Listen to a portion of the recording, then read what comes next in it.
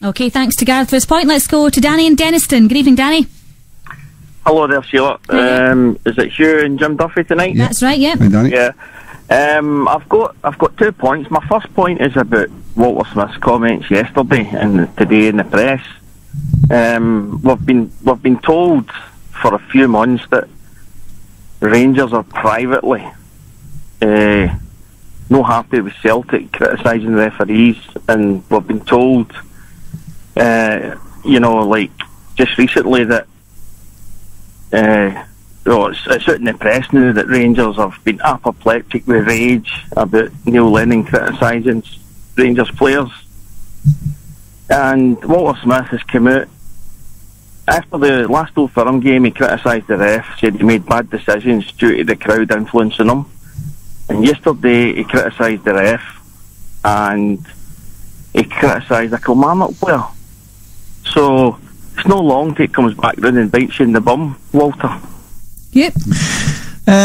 He also said after the Old Firm game that he held his hands up. The indiscipline of the Rangers players was his responsibility. He didn't shirk the fact that 3 red cards was 3 too many for him in the last Old Firm game. But Danny's correct. He did have a nip at the Kilmarnock goalkeeper yesterday for time wasting.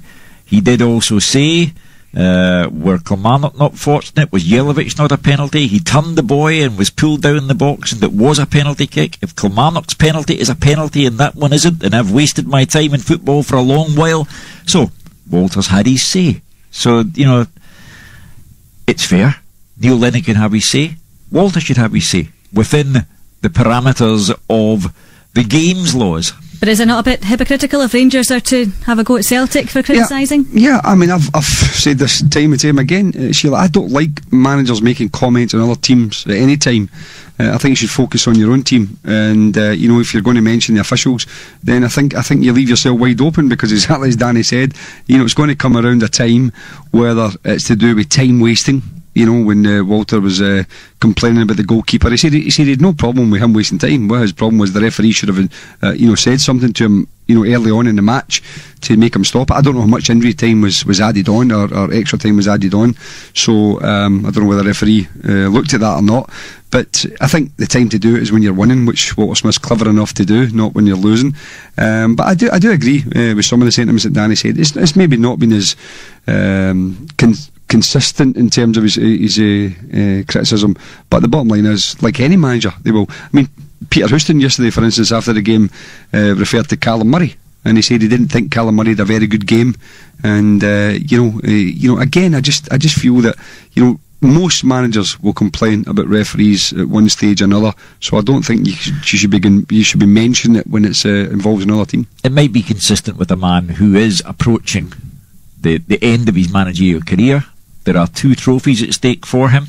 He wants to go out on a high, and it is undeniable that he's had a nip at the referee and a nip at the Kilmarnock goalkeeper.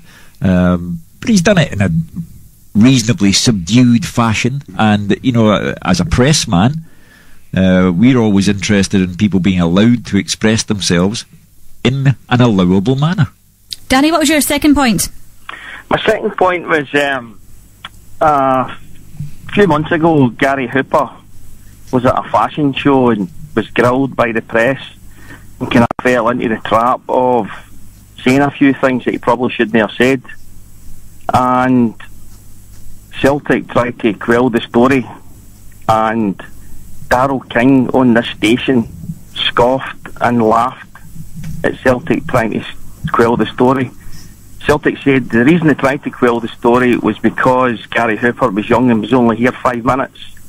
About 10 days ago, Hugh dropped a bombshell that nobody picked up on. Kyle Bartley's story that was in the press regarding Rangers were going to Celtic Park to get in Scott Brown's face, try and get Scott Brown sent off. Hugh dropped the bombshell that story was a lot worse, and the press had quelled the story because Kyle Bartley was young and he was only here 5 minutes. Now, before Hugh comes in, what I want to say is, I'm not saying the press are anti this or pro that or nothing. Because I know that's what Hugh's going to say, so I'm not front saying that's no. I'm just saying you can't blame people Every time somebody comes on and says the press this, the press that, the press are to blame for that, the press are not to blame for that, Hugh always tries to turn it round. Now, what I've just said is absolutely fact. Celtic tried to quell the story because the player was young in here 5 minutes, and it went out. And the Rangers story, I would love to know what Kyle Bartley really said, because look what happened on the night. So over to Hugh. Over to Hugh. Well, I want to know where Danny disappeared to after he said that Celtic were the green machine following the 3-0 defeat of Rangers. He came on here on the Monday night and said Celtic were the green machine. And when they lost 2-0 to Motherwell in the next game, Danny disappeared. So life's funny like that, Danny, isn't it? No, I never disappeared. I'm on here regular, Hugh. Yeah, but not when Celtic... We can't win every game. No, not when Celtic lose, you're not. You disappear like snow off a dike at that point. But anyway, there are occasions when all players of all clubs deserve to be done a favour, and and managers incidentally as well, and certain words or certain phrases are taken out because it's in nobody's best interest that this appears. So, if players overstep the mark, Gary Hooper did. What he said was foolish, and what Kyle Bartley said was foolish about getting in Scott Brown's face and all the rest. But both stories appeared. So I am going to say that Danny does believe the press have it in for Celtic and are biased towards Rangers, and it's nonsense. Okay, time for some travel now.